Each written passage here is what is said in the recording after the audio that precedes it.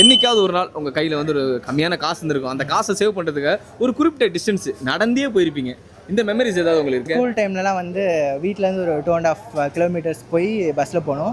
So அந்த டைமில் parents கொடுக்குற காசை வந்து கொஞ்சம் சேவ் பண்ணலாமே, யூஸ் ஆகுன்றதுக்காக 2 கிலோமீட்டர்ஸ் நடந்தே போயிருக்கேன் நிறைய டைம். அதை சேர்த்து வச்சு புக்ஸ் நிறைய வாங்கியிருக்கேன், பசங்களுக்கு சாக்லேட்ஸ்லாம் வாங்கி கொடுத்துருக்கேன். என்ன சாக்லேட் வாங்கி கொடுத்துருக்கான் தெரியுமா? அது தெரியலையே சார். சிலுக்கு. Sorry sir. இங்கேருந்து நெல்சன் மணிக்கன் ரோடு சூளமேடு வரைக்கும் போவோம். அப்போ வந்து பஸ்ஸுக்கு ₹1 டிக்கெட்டு. அந்த ₹1 டிக்கெட்டுக்கு நாங்கள் நடந்து வருவோம். போயிருக்கேன் சார். ஒரு 50 ருபீஸ் இருந்துச்சு, தம்பிக்கு அது பெட்ரோலுக்கு வேணும்னு சொல்லிட்டு கொடுத்துட்டு நான் நடந்தே போயிருக்கேன். அது அவனுக்கே தெரியாது. அந்த மனசு இருக்க, அதான் கடவுள்.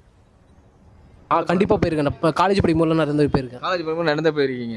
ஓகே, எத்தனை நாள், எத்தனை வருஷமா, எத்தனை நாளா? ஒரு 6 மாதம் நடந்து போயிருக்கு. எவ்வளோ கிலோமீட்டர் நடந்து போயிருப்பீங்க? ஒரு மேக்ஸிமம் ஒரு 9 கிலோமீட்டர்ஸ்.